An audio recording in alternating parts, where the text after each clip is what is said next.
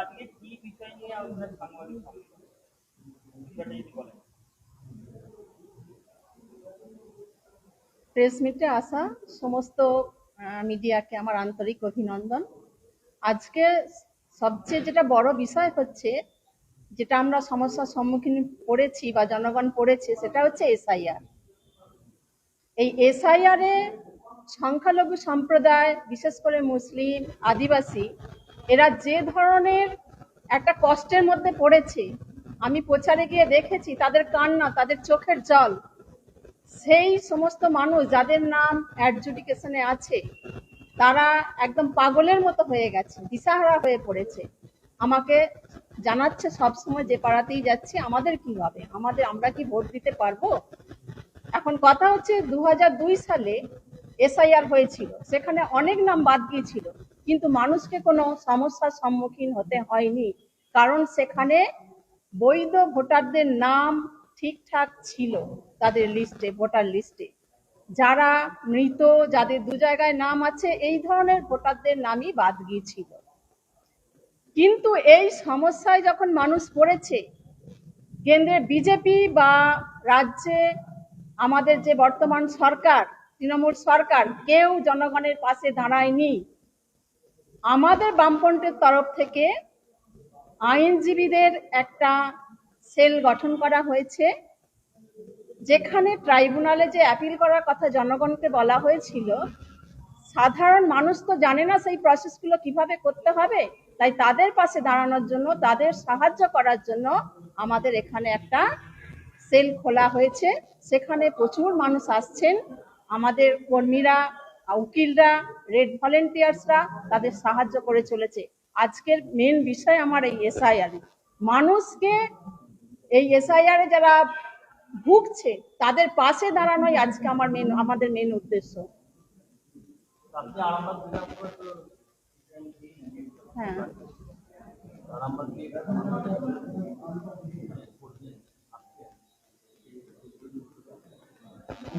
প্রথম কথা হচ্ছে, আমি প্রচারে বেরিয়ে যা দেখেছি, বামপন্থীরা আসছেই, এটা আমি আপনাদের বলে রাখছি।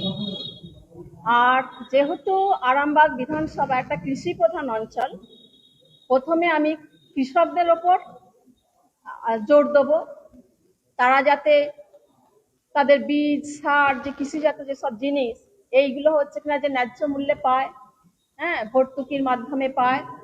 আর যে ফসলগুলো তারা উৎপন্ন করছে, ধান, আলু, একটা লাভজনক দামে তারা বিক্রি করতে পারে, এটা আমাদের প্রধান উদ্দেশ্য। তাদের কৃষি ঋণ দেয়া হবে, হ্যাঁ, খুব সুদের হার কম দিয়ে কৃষি ঋণ দেয়া হবে। যদি ফসল নষ্ট হয়ে যায়, সেই ঋণকে মুকুব করতে হবে। সর্বপ্রথম আমাদের কৃষকদের পাশে দাঁড়াতে হবে।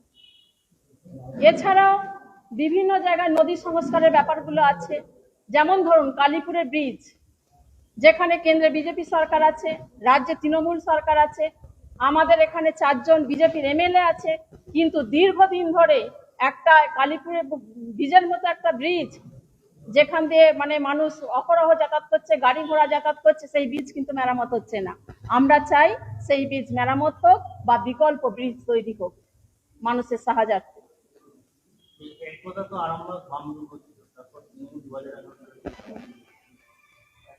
বরাবর একটা বামেদের প্রতি একটা অভিযোগ আছে, সন্ত্রাসমূল এলাকা ছিল আরামবাগ, এই তকমা বোঝাতে পারবেন আপনি? প্রথমত এটা তো ভুল কথা, সন্ত্রাসপ্রবণ এলাকা নয় মোটেই। এখানে বামফ্রন্ট প্রচুর কাজ করেছে, আর এটা হচ্ছে বিরোধীদের কথা। আর আমি ব্যক্তিগতভাবে বলছি, এবং আমার বামফ্রন্টের কর্মীবৃন্দরাও চায়, কোনো দাঙ্গা ভাঙ্গা নয়, আমাদের ব্যক্তিগত কারো ওপর কোনো আক্রোশ নেই। আমরা রাজ্যের কথা ভেবে, রাজ্যের মানুষের কথা ভেবে কাজ করব। এখানে কোনো অশান্তির কোনো বিন্দুমাত্র চিহ্ন থাকবে না, আমি কথা দিয়ে যাচ্ছি। মানুষের দল আপনার, হ্যাঁ,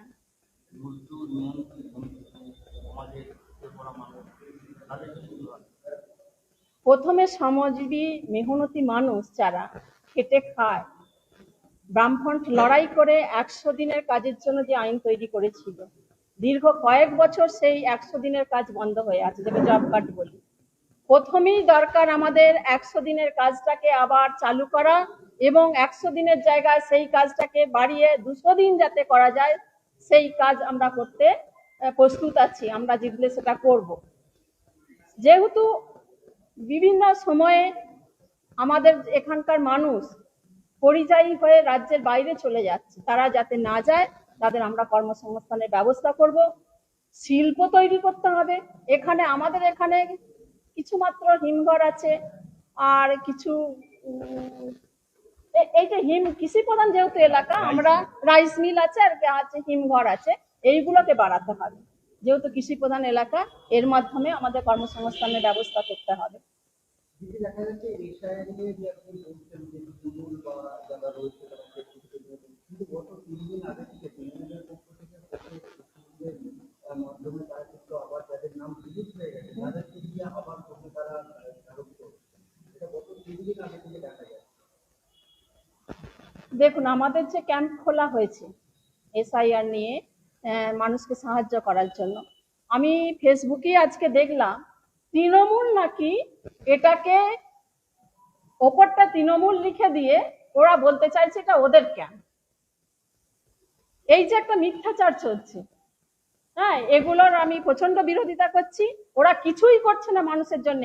আমাদের বামফ্রন্টের কর্মীরা করছে, বামফ্রন্টের উকিলরা করছে, রেড ভলেন্টিয়ার্সরা করছে। সেখানে ওরা এইরকম একটা মিথ্যাচার প্রচার করছে, এটা একদম সম্পূর্ণ মিথ্যে কথা।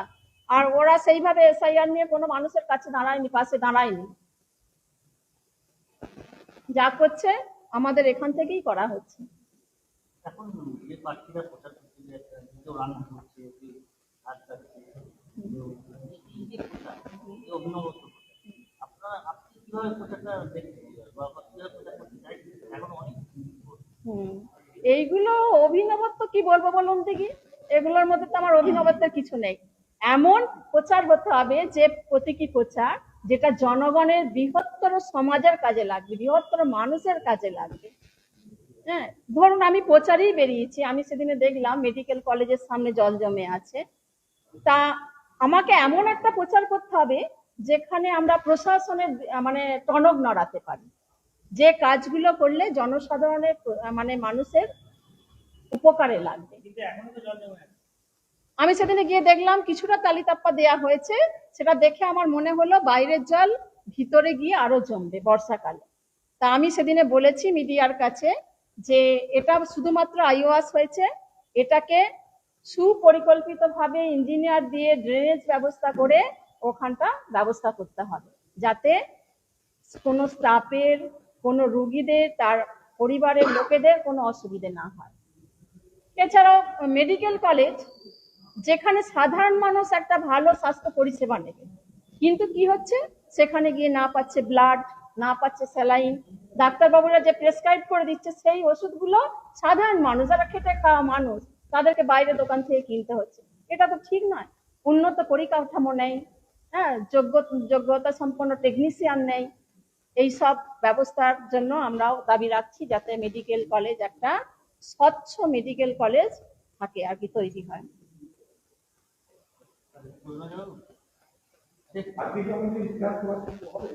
হ্যাঁ হ্যাঁ,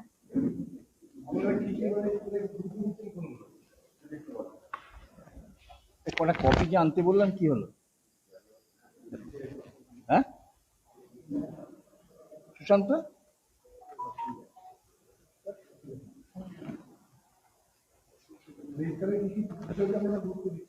আমরা গুরুত্ব দিয়েছি কৃষি এবং কৃষকের স্বার্থ।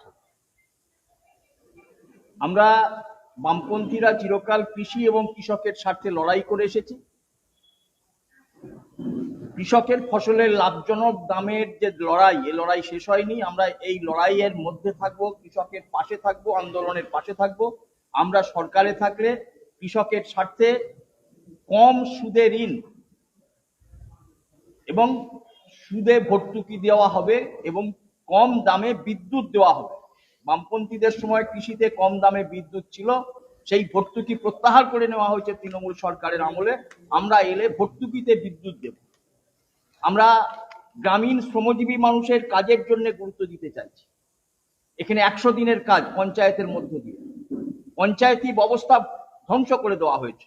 পঞ্চায়েত আজকে আমলাতন্ত্রে পরিচালিত হয়েছে। যে পঞ্চায়েত ছিল জনগণের পঞ্চায়েত, এই পঞ্চায়েত আজকে লুটের পঞ্চায়েত, আমলাতন্ত্রের পঞ্চায়েত। একে জনগণের পঞ্চায়েত গড়ে তুলে পঞ্চায়েতের মাধ্যমে মানুষের কর্মসংস্থান সৃষ্টি করা, বিশেষ করে 100 দিনের কাজের প্রকল্পকে ফিরিয়ে আনার চ্যালেঞ্জ আমরা নেব। আমরা চ্যালেঞ্জ নেব 100 দিনের কাজ ফিরিয়ে আনা।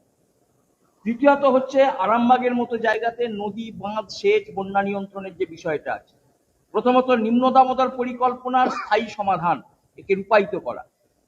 এখানে এশিয়ান ডেভেলপমেন্ট ব্যাংকের টাকায় যে কাজ হয়েছে এটা আইওয়াস হয়েছে। নদীর মাটি আঁচড়ে পারে ফেলা হয়েছে, সেই মাটি গত 2 বছরে ধুয়ে নদীতে নেমে নদী ভরাট হয়ে গেছে। এটা হচ্ছে আইওয়াস, টাকা লুট হয়েছে এভাবে। আমরা এই নদী নিকাশি নালাগুলোকে একদিকে খনন করা, অপরদিকে জলসম্পদকে ধরে রেখে কিভাবে ব্যবহার করা যায়, ভূগর্ভ মানে ভূপৃষ্ঠের জলকে কিভাবে পুনর্ব্যবহার করা যায়, জল বেরিয়ে যেতে না দিয়ে একে কিভাবে ব্যবহারযোগ্য করা যায় কৃষিতে, তার জন্য যে পরিকল্পনা দরকার আমরা সেই পরিকল্পনা নেব, এই কাজে আমরা গুরুত্ব দেব। আমাদের রাজ্যের বড় সমস্যা কর্মসংস্থান। লাখে লাখে হচ্ছে লেখাপড়া জানা ছেলে মেয়েরা যারা বেকার হয়ে বসে আছে, যারা স্কলার ছেলে তারা চাকরি পাচ্ছে না, নিয়োগে দুর্নীতি হয়েছে। আমাদের গ্যারেন্টি, রাজ্য বামফ্রন্ট গ্যারেন্টি দিচ্ছে প্রতি বছর এসএসসি স্বচ্ছতার সাথে নিয়োগ, সরকারের শূন্য পদে নিয়োগ, এটা সরকার করবে সরকারে এলে। এইটা আর আমরা স্থানীয় স্তরে পঞ্চায়েতের মাধ্যম দিয়ে কিভাবে কর্মসংস্থান গড়ে তোলা যায় স্থানীয়ভাবে, ছোট ছোট কুটির শিল্পের প্রসার ঘটানো, কৃষি ভিত্তিক শিল্পের প্রসার কিভাবে ঘটানো যায়, এই কাজে আমরা গুরুত্ব দেব। এর মাধ্যম দিয়েই এই যে লাখে লাখে পরিযায়ী শ্রমিক আজকে এলাকা ছেড়ে চলে যাচ্ছে, এদেরকে এলাকায় ফিরিয়ে এনে তাদের কাজের ব্যবস্থা করার দায়িত্ব আমরা নেব। খাদ্য সুরক্ষা এবং সামাজিক প্রকল্পে আমরা গুরুত্ব দেব। বিশেষ করে বয়স্ক বার্ধক্য মানুষ যারা ভাতা পান, বিশেষ করে প্রতিবন্ধী তাদের ভাতা, বিধবা তাদের ভাতা, এগুলি একেবারে অত্যন্ত নগণ্য টাকায় দেওয়া হয়। আমরা এলে এই ভাতা, বার্ধক্য ভাতা, বিধবা ভাতা, এগুলো ন্যূনতম 3000 দেব। এবং প্রতিবন্ধীদের যে মানবিক ভাতা প্রকল্প তাদের সহায়তার জন্য এটা ন্যূনতম 5 থেকে 6000 টাকা করার পরিকল্পনা আমরা নেব। এর পাশাপাশি হচ্ছে সামাজিক সুরক্ষা প্রকল্পগুলো যেগুলো বামফ্রন্ট শুরু করেছিল, নির্মাণ শ্রমিকদের জন্য, পরিবহন শ্রমিকদের জন্য, গ্রামীণ অসংগঠিত শ্রমিকদের জন্য, তাদের জন্য আলাদা আলাদা ভাবে যে সুযোগ সুবিধাগুলি ছিল, তৃণমূল সরকারের আমলে সমস্ত সুযোগ সুবিধাগুলিকে ছেঁটে ফেলা হয়েছে। সমস্ত প্রকল্পগুলিকে এসএস এর নাম করে একটি ছাতার তলায় আনা হয়েছে এবং এর টাকা পেতে যারা জমা দিচ্ছে হয়রানির অ্যাক্সেস হয়ে যাচ্ছে। এই কাজে আমরা যে প্রকল্প শুরু করেছিলাম, তার পাশাপাশি গ্রামীণ খেতমজুরদের যে প্রকল্প ছিল বামফ্রন্ট সরকারের সময় প্রফলাল, এটা মুখ থুবড়ে পড়েছে, এটা প্রায় বন্ধের মুখে। আমরা এই প্রকল্পগুলিকে পুনরুজ্জীবিত করে মানুষের সামাজিক সুরক্ষার ব্যবস্থা করব, যাতে পরিবহন শ্রমিক, নির্মাণ শ্রমিক এরা 60 বছর বয়সের পর পেনশনের নিশ্চয়তা পায়, সেই প্রকল্প আমরা নেব। আরামবাগ এলাকায় শিক্ষা সাংস্কৃতিক যে ঐতিহ্যটা গড়ে তোলা হয়েছিল বামফ্রন্টের সময়, আরামবাগের রবীন্দ্র ভবন ধ্বংস, আরামবাগের প্রাণকেন্দ্রে সুইমিং পুল ধ্বংসের মুখে দাঁড়িয়ে আছে, আরামবাগে যে পার্কগুলো গড়ে উঠেছিল ধ্বংসের মুখে দাঁড়িয়ে আছে, খেলাধুলার যে চর্চাটা বাড়ানো হয়েছিল ওগুলো ধ্বংসের মুখে দাঁড়িয়ে আছে। এই রবীন্দ্র ভবনের মতো জায়গাগুলিকে আবার পুনরায় তাকে সংস্কার করে একে ব্যবহারযোগ্য করা এবং আরামবাগের সাংস্কৃতিক কেন্দ্রগুলোকে গড়ে তোলার যা যা প্রয়াস, এটা আমরা গ্রহণ করব। এর পাশাপাশি প্রাইমারি স্কুলগুলোকে বন্ধ করে দেওয়া হচ্ছে, শিক্ষক নেই। এখানে শিক্ষক নিয়োগ করে সেগুলোকে বাঁচানো। আরেকটি প্রকল্পকে এরা ধ্বংস করছে, শিশু শিক্ষা প্রকল্প বলে বামফ্রন্ট সরকারের সময় 1999 সাল থেকে শুরু হয়েছিল। শুধু আরামবাগ ব্লকেই 23টা শিশু শিক্ষা কেন্দ্র আছে, আরামবাগ পৌরসভা বাদে। আরামবাগ পৌরসভাতেও কিছু শিশু শিক্ষা কেন্দ্র আছে। এই 23টা শিশু শিক্ষা কেন্দ্র আমি বলতে পারি, আমি ওই সময় শিক্ষা কর্মাধ্যক্ষ ছিলাম, এটা আমার হাত ধরে অনুমোদিত হয়েছিল। এখানে আমার একটা আবেগ জড়িয়ে আছে। এখানে যে শিক্ষা সহায়িকা নিয়োগ করা পদ্ধতি ছিল, 40 ঊর্ধ্ব মহিলাদের, মাধ্যমিক পাস মহিলাদের নিয়োগ করা হতো, আজকে সেখানে নিয়োগ বন্ধ করে দেওয়া হয়েছে। এগুলিকে তুলে দেওয়ার জন্য সরকার সিদ্ধান্ত নিয়েছে। এইটি পঞ্চায়েত দপ্তরের অধীনে শিক্ষা ছিল, এটিকে পুনরায় বিদ্যালয় শিক্ষা দপ্তরের অধীনে নিয়ে গিয়ে এগুলিকে শুকিয়ে মেরে ফেলার ব্যবস্থা করা হয়েছে। আমরা এগুলিকে পুনরুজ্জীবিত করব। দ্বিতীয়ত হচ্ছে লাইব্রেরি, গ্রন্থাগার। গোটা রাজ্য জুড়ে কোনো নিয়োগ নেই। আরামবাগেও তাই। লাইব্রেরি আছে, বই আছে, লাইব্রেরিয়ান নেই, কর্মী নেই, ফলে দুষ্প্রাপ্য নথি বই ধ্বংস হচ্ছে, নষ্ট হচ্ছে। আমরা এই আরামবাগ মহকুমার লাইব্রেরি, আরামবাগ রামমোহন লাইব্রেরি আমরা শুরু করেছিলাম। এখানে ক্যারিয়ার হাবের প্রকল্প শুরু করেছিলাম আমাদের সময়তে, যেখানে স্কুল কলেজের ছাত্রছাত্রীরা তাদের প্রয়োজনীয় বইগুলো পড়ার জন্য সেখানে পেত। আমরা পুনরায় এই জায়গাটাকে চেষ্টা করব। এর পাশাপাশি লাইব্রেরিগুলোকে কেন্দ্র করে ই লার্নিং ব্যবস্থা গড়ে তোলার উদ্যোগ আমরা নেব। স্বাস্থ্য পরিষেবার ক্ষেত্রে রোগ প্রতিরোধ ব্যবস্থাতে আমরা গুরুত্ব দেব। রোগ প্রতিরোধের যে পরিকাঠামোটা আছে, গ্রামীণ উপস্বাস্থ্য কেন্দ্রগুলো, এখানে কর্মী অপ্রতুল, এখানে কাজের বোঝা চাপছে, কিন্তু সেই তুলনায় সেন্টার বাড়ছে না, কেন্দ্রের পরিকাঠামো গড়ে উঠছে না। তাহলে এখানে নতুন করে নার্স নিয়োগ, কর্মী নিয়োগ এবং সেখানে প্রিভেন্টিভ ব্যবস্থাটাকে জোর দেওয়া, তার পাশাপাশি প্রাথমিক স্বাস্থ্য কেন্দ্রগুলোতে ডাক্তার নিয়োগ করা, সেখানেতে ডাক্তার যাতে সপ্তাহে অন্তত 4 দিন ডাক্তার বসে, এটাকে নিশ্চয়তা করব। আর উপস্বাস্থ্য কেন্দ্রগুলোতে যেগুলি, সেখানেতে সপ্তাহে 1টা দিন যাতে ডাক্তার বসে, বিশেষ করে বুধবার যেদিনে শিশুদের টিকাকরণ হয়, এই দিন যাতে ডাক্তার বসে, বা যেদিনে মায়েদের চেক আপ হয়, গর্ভবতী মায়েদের চেক আপ হয় শুক্রবার, এই দিন যাতে ডাক্তার বসে, এই উদ্যোগটা আমরা সরকারে এলে আমরা গ্রহণ করব। এর পাশাপাশি মেডিকেল কলেজের এখানেতে প্রফেসর নিয়োগ থেকে শুরু করে এর যা পরিকাঠামো আছে এটাকে করব। এর পাশাপাশি আমরা বলেছি যে পরিকাঠামোর ক্ষেত্রে দুটো বড় ব্রিজ, একটা আমার প্রার্থী বলেছেন কালীপুর ব্রিজ। কবে পুরাতন কালীপুর ব্রিজ হয়েছিল, রামকৃষ্ণ সেতু ভগ্নপ্রায় ভেঙে পড়ে যাচ্ছে, নতুন ব্রিজের এখনো অনুমোদন নেই। নির্বাচন এলে কিছু কালভরা কথা বলা হয়, নির্বাচন পার হয়ে যায়, কিছু হয় না। আমরা এলে সর্বোচ্চ গুরুত্ব দেব দ্বিতীয় কালীপুর ব্রিজ, আরামবাগের সাথে কালীপুর, মেদিনীপুর, বাঁকুড়ার যে সংযোগ, এই সংযোগ গড়ে তোলা এটা গুরুত্বপূর্ণ। দ্বিতীয়ত হচ্ছে আরেকটি ব্রিজ আমরা গুরুত্ব দেব, সেটা হচ্ছে আরামবাগ তারকেশ্বর বিকল্প রাস্তা, বেশের ঘাট, দুদিকে পিচ রাস্তা আছে, মাঝে ব্রিজ নেই। এই ব্রিজ যদি গড়ে ওঠে তাহলে অনেক ছোট গাড়ি থেকে এই রাস্তাটা হচ্ছে শর্ট রাস্তা, এবং এই রাস্তাটা হচ্ছে একটা ঐতিহাসিক রাস্তা। এই রাস্তা দিয়েই রামকৃষ্ণদেব কামারপুকুর থেকে দক্ষিণেশ্বর গেছেন, এই রাস্তা দিয়েই সারদামণি দক্ষিণেশ্বর যাওয়ার পথে ডাকাতের খপ্পরে পড়েছেন। আবার এই রাস্তা দিয়েই কবি কঙ্কন দামিন্না ছেড়ে যখন ফিরে আসছেন দ্বারকেশ্বর পার হয়ে মেদিনীপুরের দিকে, এই রাস্তা দিয়ে এসেছেন। এটা একটা ঐতিহাসিক রাস্তা, এই রাস্তার উপরে ব্রিজ গড়ে তোলার আমরা উদ্যোগ নেব। এর পাশাপাশি শহরের যে নিকাশি ব্যবস্থা, আরামবাগ শহরের এই নিকাশি ব্যবস্থা স্বপ্নের প্রকল্প বলে যা হয়েছে, এটা দুঃস্বপ্নের জায়গায় চলে যাচ্ছে। তাহলে আরামবাগ শহরের নিকাশি ব্যবস্থা এবং আরামবাগ শহরের পরিকাঠামো গড়ে তোলার জন্য যা করার সেটা আমরা গ্রহণ করব। এর পাশাপাশি শেষ যে প্রকল্পটা আমরা বলছি সেটা হচ্ছে গ্রামীণ মানুষেরা মাইক্রো ফিন্যান্সে ঋণের জালে জর্জরিত, সপ্তাহে কিস্তি দেবার দিনে বাড়িতে তালাচাবি লাগিয়ে পালিয়ে যাচ্ছে। একটি পরিবার একাধিক মাইক্রো ফিন্যান্সে ঋণের জালে জড়িয়েছে, কৃষক পরিবার, ক্ষেতমজুর পরিবারগুলি। বিকল্প আয় যখন নেই, ধার করে খাচ্ছে, ধার শোধ করার জন্য বাড়ি ছেড়ে পালাচ্ছে, কেউ কেউ আত্মহত্যা করছে, পরিযায়ী শ্রমিক হয়ে চলে যাচ্ছে, নানান সমস্যা। আমরা মাইক্রো ফিন্যান্সের সুদের শোষণ, এই মাইক্রো ফিন্যান্সের নামে কার টাকা গ্রামে খাটছে, এটা গ্রামের মানুষ নাম দিয়েছে বউ বন্ধকি ঋণ। এটা মেয়েদের গ্রুপ করে দেওয়া হয়, নাম দিয়েছে বউ বন্ধকি ঋণ। একে বন্ধ করা হবে এবং গ্রামীণ মহিলারা সমবায়ের মাধ্যমে যাতে বিনা সুদে ঋণ পান, সরকার ভর্তুকি দেবে, তাদেরকে উদ্যোগী করা করে এই ঋণের কবল থেকে মুক্ত করা, এটা গোটা রাজ্য জুড়ে আমাদের প্রকল্প। আমরা এই জায়গাগুলোতেই গুরুত্ব দিয়েছি। আমরা আশা করছি রাজ্যের এই পশ্চিমবঙ্গ রাজ্যে বামপন্থার পুনরুত্থান ছাড়া যে সংকটের মধ্যে রাজ্য চলে গেছে তাকে ফেরানো সম্ভব না।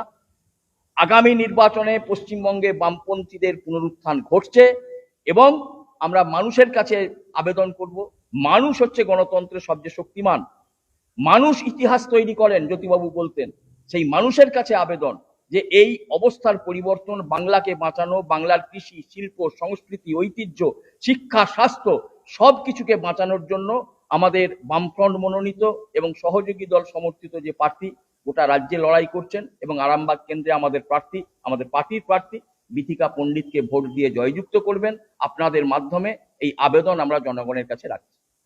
আরেকটা বিষয় যেটা আরামবাগের যে পরিবেশ, সেই পরিবেশ কিন্তু আজ সম্পূর্ণরূপে দূষিত হয়ে যাচ্ছে। সুস্থ পরিবেশ পরিমণ্ডল কিন্তু আরামবাগের জায়গায় নেই। এই পরিবেশকে রক্ষা করা, সুন্দর করে গড়ে তোলা, সেটা আমরা সেই আপ্রাণ চেষ্টা করবো সেই জায়গাগুলোকে তৈরি করতে।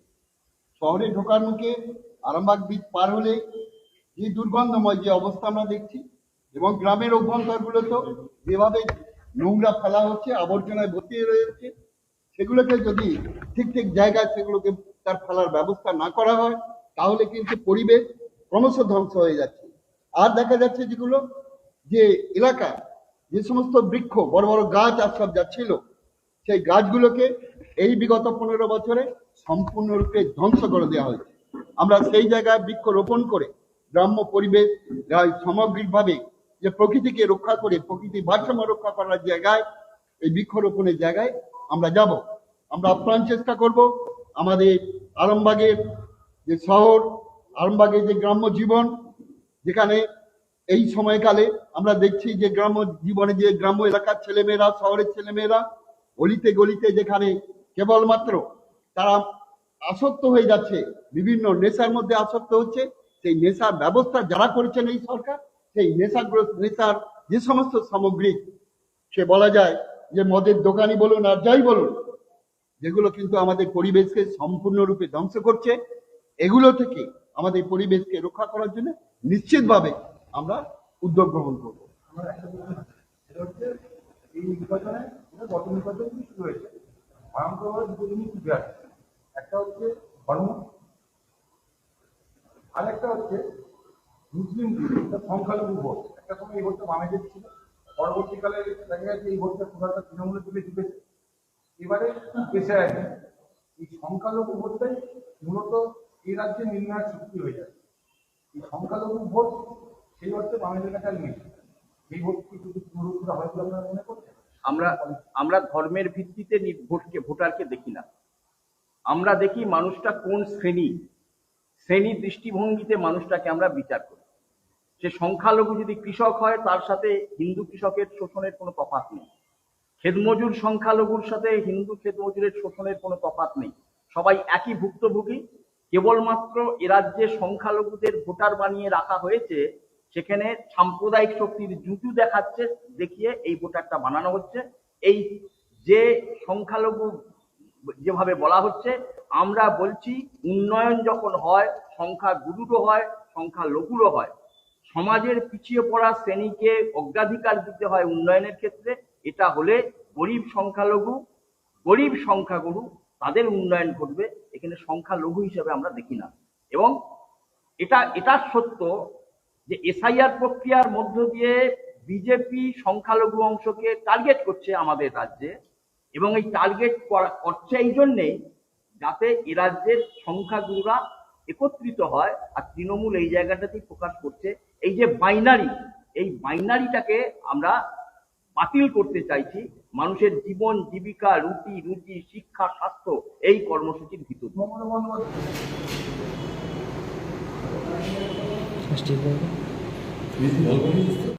নিউনুর সোফা সেন্টার, এখানে সমস্ত রকম সোফা পাইকারি ও রিটেলে বিক্রয় করা হয়। সমস্ত সোফা নিজস্ব কারখানায় তৈরি করা হয়। প্রোপাইটার হানিফ হোসেন খাঁ ও রুহুল হোসেন খাঁ, বড়ডোঙ্গল হাটতলা সিনেমা হলের সন্নিকটে, হুগলি। যোগাযোগ 7797170093 এবং 9382003105।